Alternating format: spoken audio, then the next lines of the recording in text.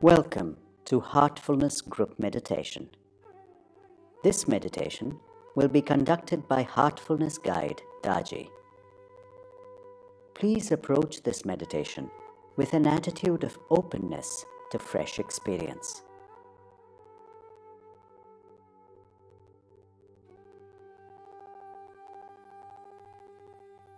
Heartfulness meditation is aided by a very subtle, transformative energy called pranahuti or transmission. Choose a place where you can sit quietly, relax, and meditate without being distracted. Turn off your phone and any other devices that may disturb you. Sit comfortably. You can sit cross-legged or in a chair. You can let your hands rest in your lap, lightly clasped. Let your eyes be closed gently. Let your back be upright, but not rigid. Feel free to change your posture during meditation if you feel uncomfortable. First, relax. Imagine healing energy from the earth entering your body from your toes. Let this energy slowly move upward from your toes, relaxing each part of your body, all the way to the top of your head.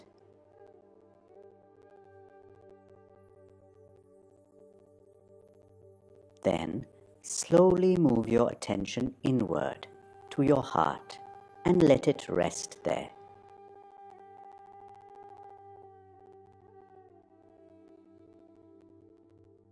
When Daji says, please start meditation, have the thought that the source of divine light is already present in your heart and is attracting you from within. Gently relax into that feeling.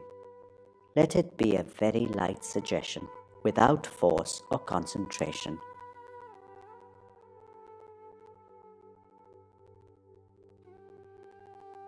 If you find your awareness drifting to other thoughts, don't fight them, but also don't entertain them. Let them be like clouds passing in the sky.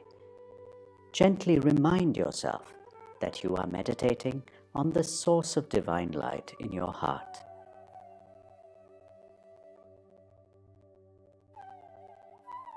Be open and receptive to the transmission that is flowing into you. Allow yourself to become absorbed within.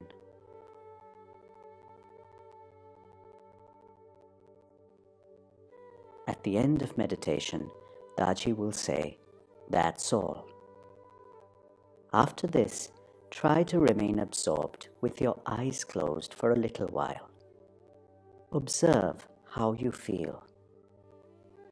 Take the time to immerse yourself in that feeling and let it become part of you. When you are ready, gently open your eyes. You can write your experience in a journal. It will help you develop awareness and observation. Once again, when Daji says, please start meditation, have the thought that the source of divine light is already present in your heart and is attracting you from within.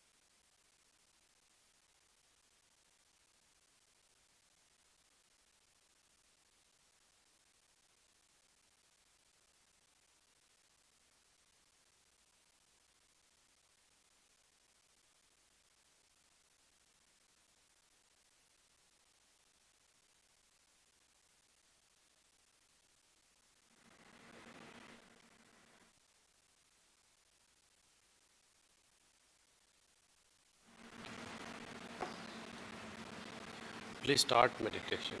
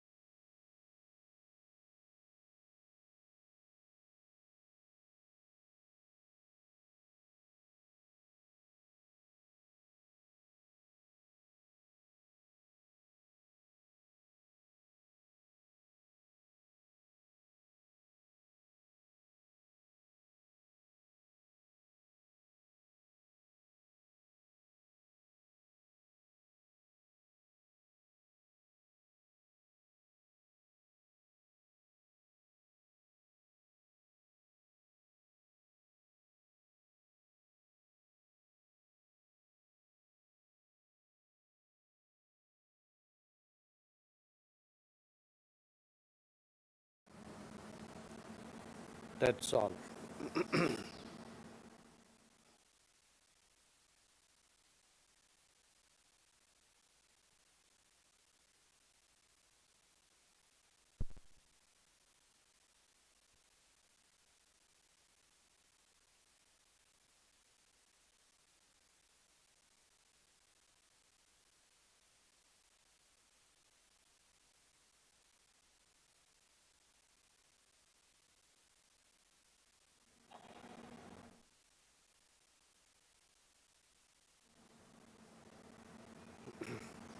Good morning and namaskar to everyone, those who are present as well as those who are connected with us virtually. The enrollment or the registration for participating in Babuji birthday celebrations. Now we will not be able to accept any more further registration. We are freezing it at this level. I regret that some of you who are waiting till the last moment and not able to participate. So I express my humble apologies, sincere apologies, but the batch is full now. See, we have already crossed 35,000. It will be difficult because a lot of construction work is going on in the south block.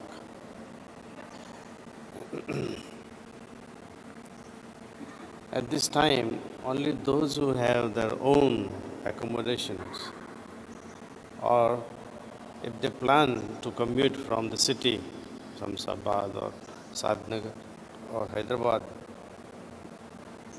they should not try to stay in Khana because the space is quite limited.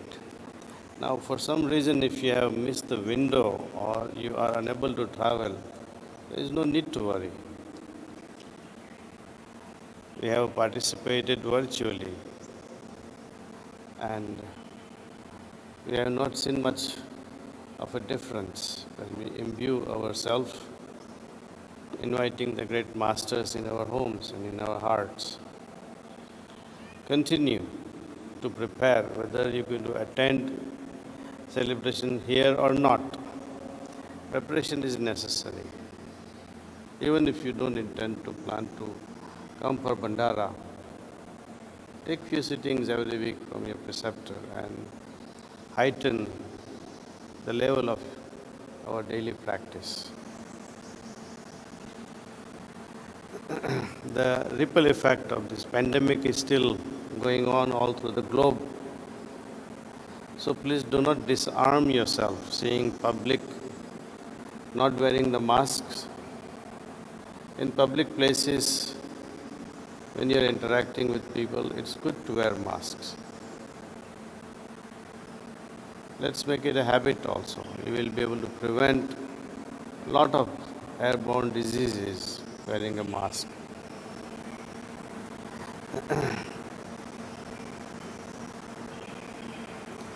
Those who are coming to Kanha for Bandara,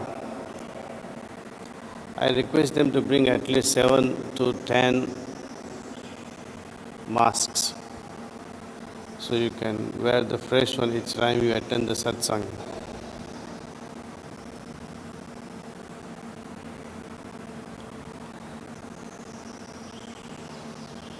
I would also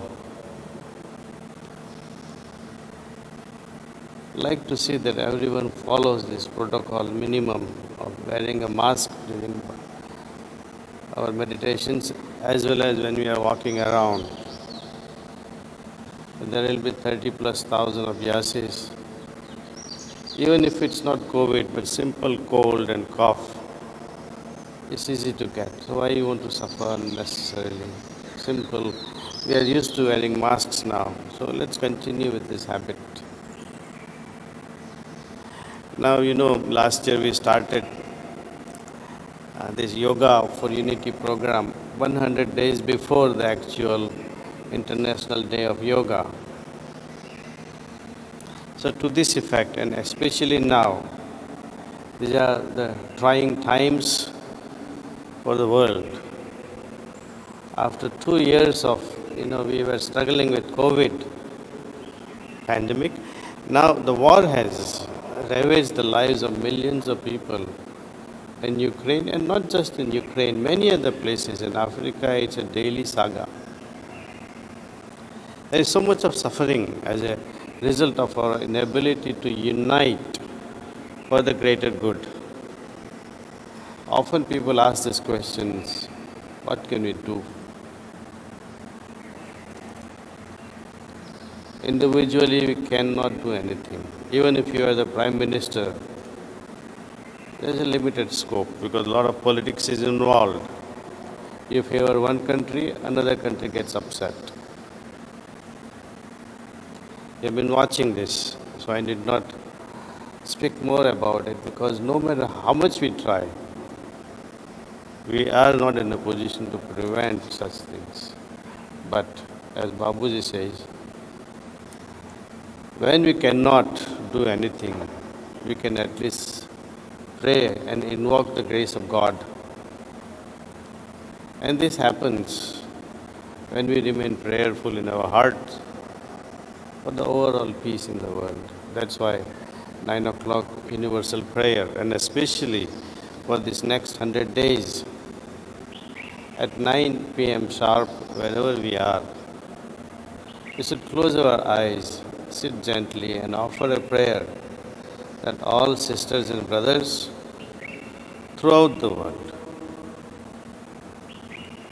all sisters and brothers throughout the world are becoming peace-loving. Their heart is attracting peace in their heart, that all are developing love and devotion and stronger faith in God. At least this much we can do with this prayerful attitude of this level. We just sit calmly at 9 p.m. and sit with this idea of that peace, love, devotion, faith is growing in their heart.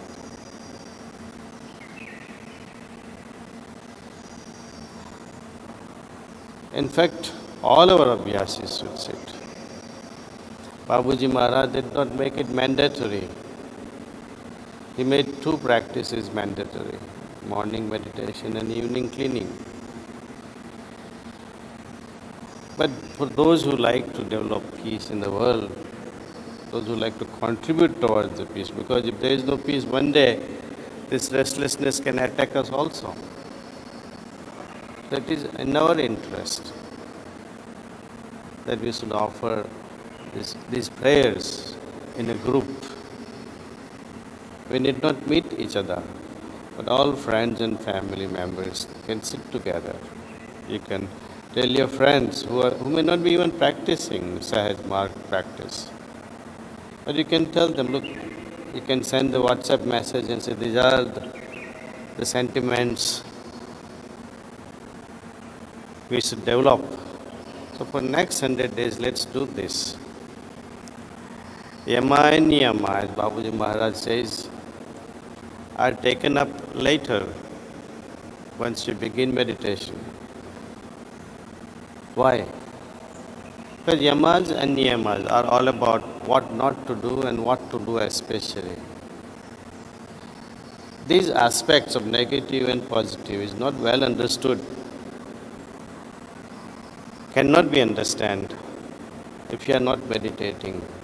It's only the meditative mind can appreciate what is the loss if we stick to negative things and what is the gain through positive attitudes. So yamas and niyamas are taken up later, within few months of our Sahaj Marg practice. Asanas and pranayama, they can be adopted for overall health and mental well-being. Pratyahar, dharana and dhyan, they are meant for our spiritual growth.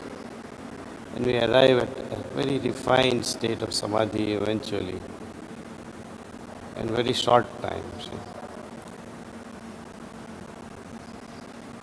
And now, especially when we want to offer a prayer and you want to radiate peace from your heart, unless and until we have that level of harmony and peace within ourselves,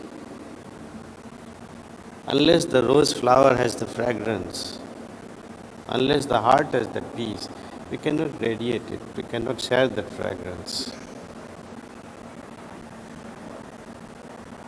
So, meditative mind, peaceful heart is a must before we offer this prayer. And prayer to be effective, we'll have to attain the deepest levels. Let your mind and heart dive deeper within. So, before 9 o'clock, sometimes they say, oh, I did not do my cleaning. In order for 9 p.m. prayers to become effective, cleaning is a must. So if you have not done your evening cleaning, begin your evening cleaning at 8:45 or so. Finish up your cleaning in 15-20 minutes and continue sitting and offer to prayer. Babuji Maharaj, he often repeated this statement that I really do not ask any one of you to leave anything in your life. Don't detach yourself unnecessarily. Because all our efforts, they go in trying to stop all the negative things in the world. Don't focus on the negative, but focus on the positive, Almighty. And when we form a bond, greater bond, intense bond of love, then the negative things automatically begin to dissolve without making efforts actually. Only effort that is required is let our hearts and mind be imbued in love for God.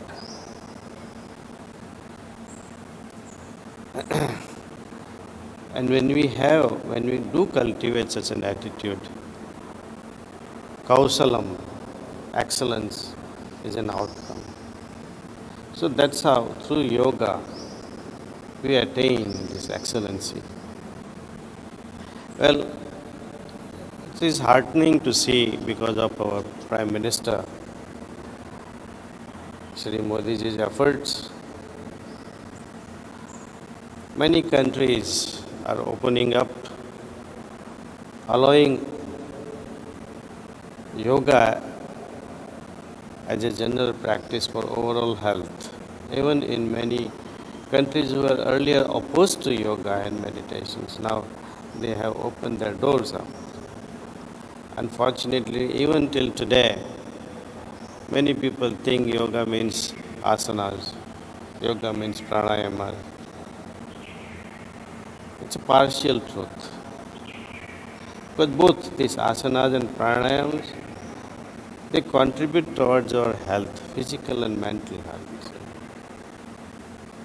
But what do you do with physical and mental health if you are not going to take it further and take advantage of it for spiritual benefit?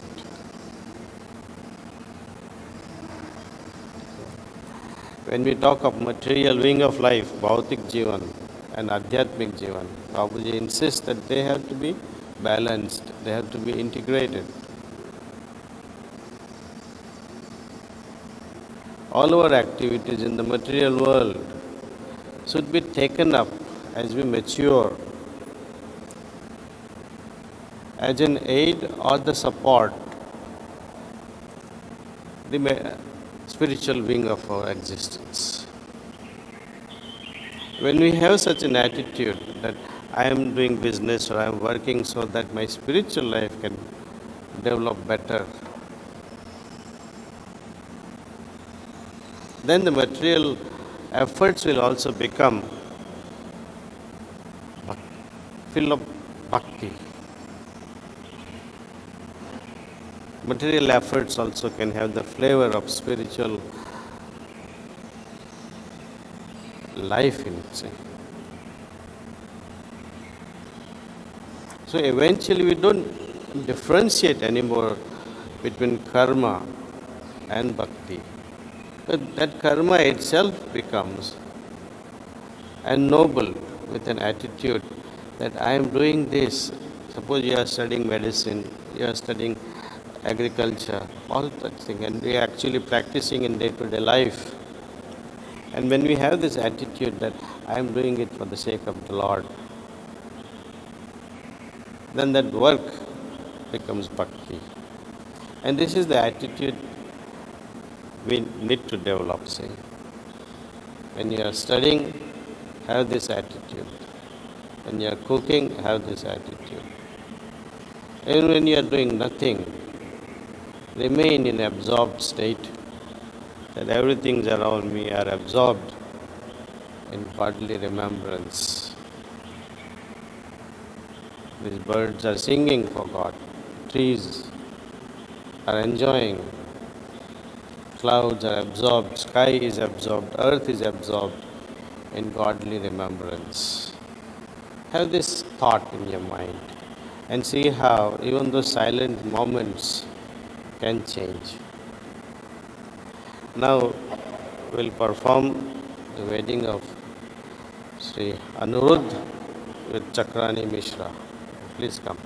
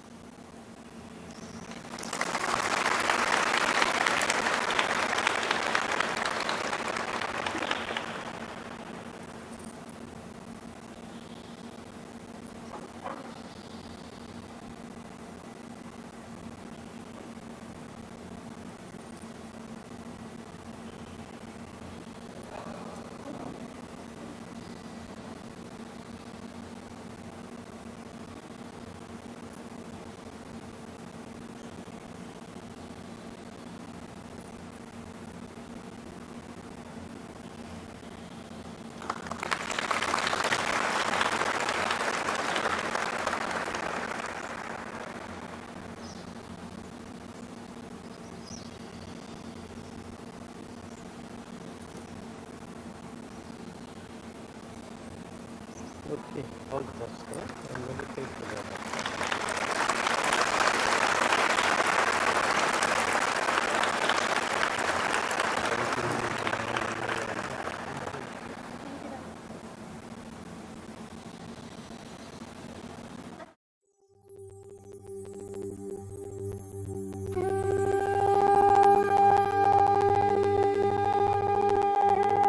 Starting in 1945 in the bylanes of Shahjahanpur, Uttar Pradesh, India, the Heartfulness movement has now spread to all corners of the globe. In this series, we are introducing you to Heartfulness centers across the world.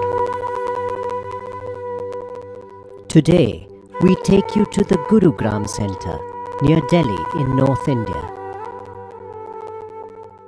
Namaste and welcome to Gurugram. We are standing on the land which once belonged to Guru Dronacharya, who trained and guided the princes of Hastinapur in the epic Mahabharata. Today, the city is home to many of the Fortune 500 companies and a major financial and technology hub.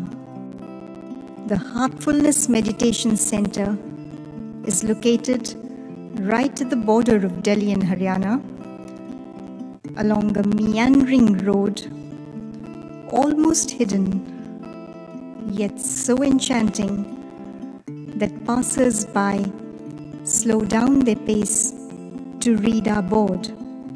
Surrounded by lush green fields on two sides, it is a place of such tranquility that even first-time visitors marvel at the very perceptible difference the moment they step inside the gate, and often mention the serenity and calm they experience within. The center was consecrated by revered Chariji in 2002 to serve all seekers in their spiritual quest. The infrastructure includes a large meditation hall, about 10,000 square feet, a facility for transit accommodation, very useful for those visiting other ashrams in Shahjahanpur, Fatehgarh or Sabkhol, a dining area and a kitchen,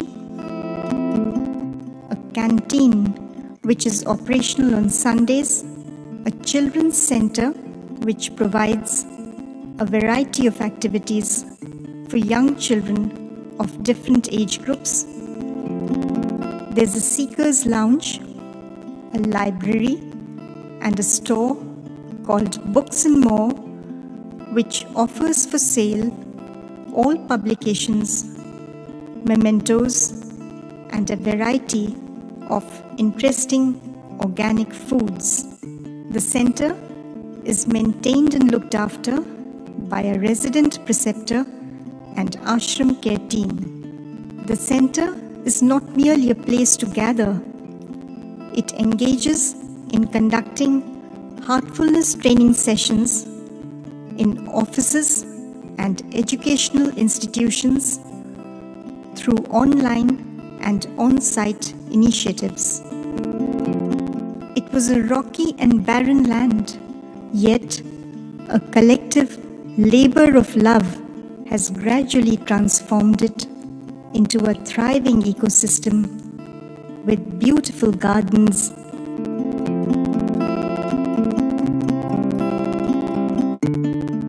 bountiful fields, and a variety of fruit trees. Seasonal vegetables are regularly cultivated, and fresh produce is joyously collected by seekers so very conscious of healthy lifestyles. Ornamental plants and herbs from the nursery are offered for sale as well.